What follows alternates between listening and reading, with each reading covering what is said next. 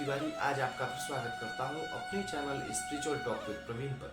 यदि आप हमारे चैनल पर नए हैं तो हमारे चैनल को सब्सक्राइब करें और हमारे वीडियो को लाइक कर दें। आपका एक लाइक हमारे मनोबल को बढ़ाता है।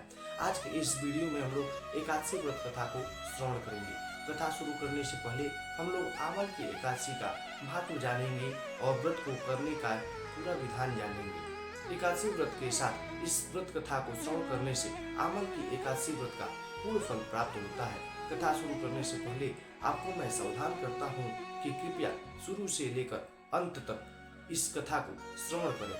भगवान की किसी भी कथा को बीच से छोड़कर जाने पर दोष लगता है। इस बार एकादशी 10 मार्च 2025 को है। फाल्गुन माह के शुक्ल पक्ष की एकादशी को आमल की एकादशी कहते हैं। आमल की यानी आंवला को शास्त्र में श्रेष्ठ स्थान प्राप्त है। विष्णु जी ने जब सृष्टि की रचना के लिए ब्रह्मा जी को जन्म दिया, उसी समय उन्होंने आंवले के वृक्ष को जन्म दिया। आंवले को भगवान विष्णु ने आदि वृक्ष के रूप में प्रतिष्ठित किया है। इसके हर अंग में ईश्वर का स्थान माना गया है। आमल की एकादशी व्रत के पहले दिन व्रती को दशमी की रात्रि में एकादशी व्रत के साथ भगवान विष्णु का ध्यान करते हुए सोना चाहिए तथा आमल की एकादशी के दिन सुबह स्नान करके भगवान विष्णु के प्रतिमा के समक्ष हाथ में तिल, कुश, मुद्रा और जल लेकर संकल्प करें कि मैं भगवान विष्णु की प्रसन्नता एवं मोक्ष की कामना से आमल की एकादशी का व्रत रखता हूँ या रखती हूँ।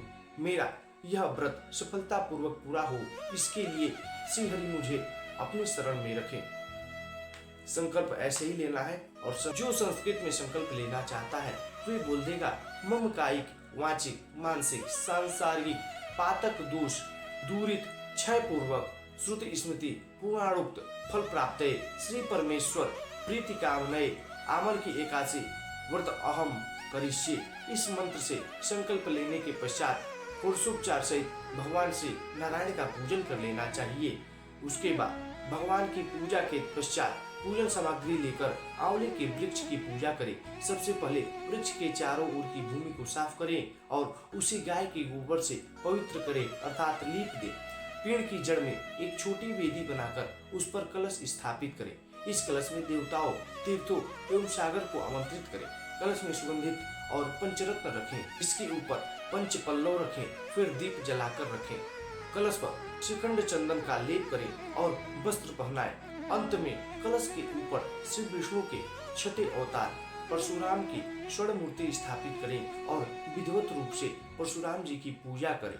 द्वादशी के दिन सुबह ब्राह्मण को भोजन करवाकर दक्षिणा दे, साथ ही परशुराम की मूर्ति सहित कलश ब्राह्मण को भेंट दे। इन क्रियाओं के पश्चात पारायण करके अन्न जल ग्रहण करें। भगवान विष्णु जी ने कहा है, जो प्राणी स्वर्ग और मोक्ष प्राप्ति की कामना रखते हैं उनके लिए फाल्गुन शुक्ल पक्ष में जो पुष्य नक्षत्र में एकादशी आती है उस एकादशी का व्रत अत्यंत श्रेष्ठ है। इस एकादशी को आमल की एकादशी के नाम से जाना जाता है। पौराणिक कथा के अनुसार इस सृष्टि का सृजन करने के लिए भगवान विष्णु की नाभि से ब्रह्मा जी उत्पन्न हुए। उनको स्वयं के बारे में जानने की चाह हुई। वे जानना चाहते थे कि उनकी उत्पत्ति कैसे हुई है। इन सवालों का जवाब जानने के लिए ब्रह्मा जी ने भगवान विष्णु की तपस्या प्रारंभ कर दी। काफी समय के बाद उनकी तपस्या से प्रसन्न होकर भगवान विष्णु ने उनको दर्शन दिया।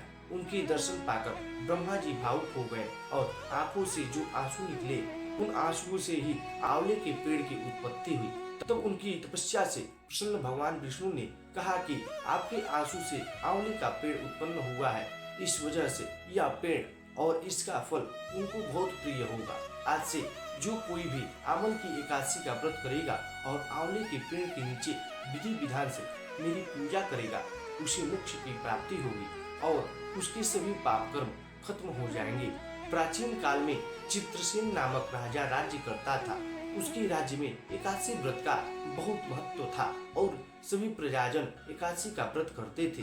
वहीं राजा की आमल की एकादशी के प्रति बहुत श्रद्धा थी। एक दिन राजा शिकार करते हुए जंगल में बहुत दूर निकल गए। तभी कुछ जंगली और पहाड़ी डाकुओं ने राजा को घेर लिया।